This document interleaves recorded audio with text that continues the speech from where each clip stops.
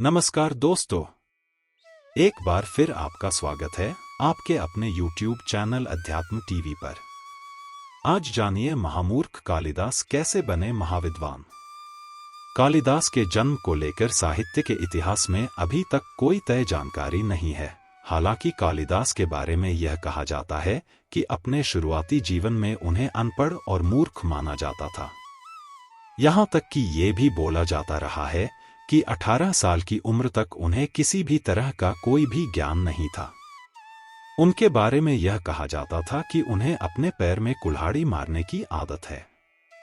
कालिदास को लेकर यह भी कहा गया है कि जब सभी ज्ञानी मिलकर किसी अज्ञानी की तलाश कर रहे थे, तभी ज्ञानी लोगों की नजर कालिदास पर पड़ी, जो कि पेड़ की जिस टहनी पर बैठे थे उसी को काट रहे थे। साहित्य कहानियों के अनुसार कालिदास को बहुत ही सुंदर व्यक्ति माना गया है। उनके जन्म स्थान को लेकर भी कई तरह की दुविधाएं हैं। कालिदास के बारे में खंड काव्य मेघदूत में कहा गया है कि उज्जैन शहर में उनका जन्म हुआ था। वहीं कुछ जानकारों का मानना है कि कालिदास का जन्म उत्तराखंड में हुआ था। इसी वजह से उत्तराखंड के रुद्रप्रयाग जिले के कविलका गांव में कालिदास की प्रतिमा और सभागार का भी निर्माण कराया गया है। कालिदास के महाकवि बनने का श्रेय उनकी धर्मपत्नी विद्योत्तमा को दिया जाता है। विद्योत्तमा मालवा राज्य की राजकुमारी थी और उसने ये प्रतिज्ञा ली थी कि वह उसी युवक से विवाह करेगी जो उसे शास्त्रार्थ में हरा देगा। विद्योत्तमा से विवाह करने की इच्छा लिए अनेक विद्वान दूर दूर से आए, लेकिन कोई भी उसे शास्त्रार्थ में पराजित ना कर सका। उनमें से कुछ विद्वानों ने अपमान और ग्लानि के वशीभूत होकर राजकुमारी से बदला लेने के लिए एक षड्यंत्र रचा। उन्होंने पेड़ पर बैठे एक युवक को देखा जो उसी डाल को काट रहा था जिस पर वह बैठा हुआ था। उन विद्वान लोगों को अपनी हार का बदला लेने के लिए आदर्श युवक मिल गया। वो युवक था कालिदास। उन्होंने उस युवक को सुंदर वस्त्र पहनाए और उसे शास्त्रार्थ के लिए विद्योत्तमा के पास ले गए और राजकुमारी को बताया गया कि युवक मौन साधना में रत होने के कारण संकेतों में शास्त्रार्थ करेगा। बिना वाणी का शास्त्रार्थ शुरू हुआ। राजकुमारी ने युवक को एक उंगली दिखाई। युवक समझा कि यह राजकुमारी मेरी एक आंख फोड़ देना चाहती है। उन्होंने बदले में 2 उंगलियां दिखाई कि तू मेरी एक फोड़ेगी तो मैं तेरी 2 फोड़ूंगा। विद्वानों ने उस युवक की भाषा का अर्थ बताते हुए राजकुमारी से कहा, आप कहते हैं कि ईश्वर एक है, हमारे गुरुजी कहते हैं कि सिर्फ एक ईश्वर से यह जगत नहीं बनता है। ईश्वर और जीव दोनों से जगत बनता है। बात शास्त्र सम्मत थी। राजकुमारी ने हार कबूल की। फिर उसने दूसरा प्रश्न करते हुए युवक को हाथ का पंजा दिखाया। युवक समझा कि यह राजकुमारी थप्पड़ मारूंगी ऐसा मुझे कहती है। उसने मुट्ठी बंद करके घूंसा दिखाया, यदि तू मुझे थप्पड़ मारेगी तो मैं तुझे घूंसा मारूंगा। पंडितों ने राजकुमारी से कहा, आप कहती हैं कि 5 ज्ञानेंद्रियां हैं। हमारे गुरुजी कहते हैं कि उन 5 इंद्रियों को सिकुड़ने से परमात्मा मिलते हैं। फिर राजकुमारी ने पराजय स्वीकार की। फिर राजकुमारी ने 7 उंगलियां दिखाईं। युवक ने उस संख्या को बढ़ाकर 9 उंगलियां दिखाईं। पंडितों ने राजकुमारी से कहा, आप 7 उंगलियों के द्वारा 5 ज्ञानेंद्रियां, मन और बुद्धि इस प्रकार 7 की संख्या बताती है।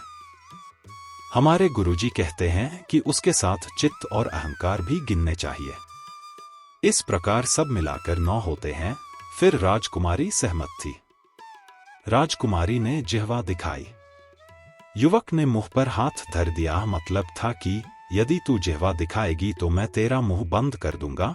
विद्वानों ने राजकुमारी से कहा कि आप कहती हैं जिह्वा से बोला जाता है, लेकिन हमारे गुरुजी कहते हैं कि वाणी का संयम करने से शक्ति बढ़ती है। बोलने से परमात्मा नहीं मिलते, इसलिए मौन का अभ्यास चाहिए। इस प्रकार शास्त्र सम्मत और युक्तियुक्त बातें राजकुमारी को मानकर उस युवक के साथ राजकुमारी की शादी हो गई। रात्रि में दोनों महल में गए।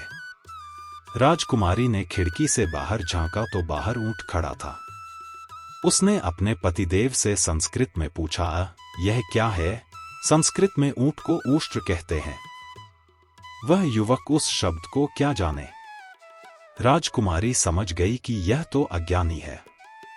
राजकुमारी ने उस युवक को तभी स्वीकार करने को कहा जब वो अज्ञानी से विद्वान बन जाए। युवक दुखी होकर जंगल में चला गया। उसने निश्चय किया कि वह संस्कृत का महान विद्वान होकर ही लौटेगा। संकल्प बल के आगे प्रतिकूलताएं कब तक रहेंगी। उपासना आराधना करते करते युवक को काली माँ के दर्शन हुए और काली माँ ने उस युवक को वरदान दिया कि वो युवक अत्यंत विद्वान होगा और एक महाकवि के रूप में प्रसिद्ध होगा। काली का भक्त होने से वो युवक कालिदास कहलाया। इस प्रकार उस युवक ने जो भी पढ़ा उस पर उसका संपूर्ण अधिकार हो गया। ऐसे करते करते वह युवक कालिदास महान विद्वान हो गया। देश में ऐसे कई मंदिर हैं जहां भक्त की मन्नत पूरी होने पर भगवान को सोना चांदी के आभूषण व सिक्के चढ़ाए जाते हैं। लेकिन राजस्थान के सिरोही जिले में एक मंदिर ऐसा भी है जहां किसी भक्त की मन्नत पूरी होने पर भगवान को चांदी की जीभ अर्पित की जाती है।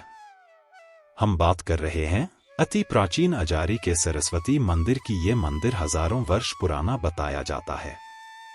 मंदिर में मां सरस्वती को प्रसाद के रूप में कॉपी पेन भक्त चढ़ाते हैं ताकि परिवार के सदस्य जो शिक्षा ग्रहण कर रहे हैं उन्हें अच्छी शिक्षा मिल सके।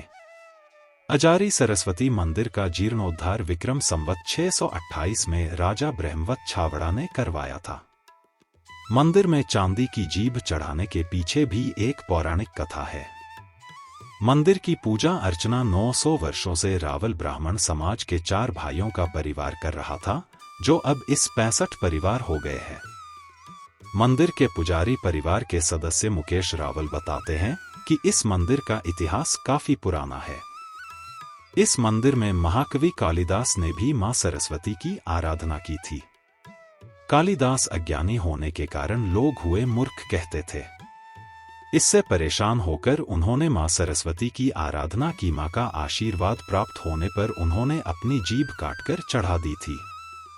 माता की कृपा से जीभ ठीक हो गई व उन्होंने कई महाकाव्यों की रचना भी की। इसके बाद से आज भी इस मंदिर की मान्यता है कि कोई बच्चा ठीक से बोल नहीं पाता है या तुतलाता है तो मंदिर में आकर मन्नत मांगने व मन्नत पूरी होने पर वह चांदी की जीभ चढ़ाते हैं। मंदिर से ही सरस्वती नदी गुप्त रूप में प्रवाहित होती है। अगर आज का वीडियो अच्छा लगा हो तो प्लीज चैनल को लाइक, शेयर और सब्सक्राइब करें।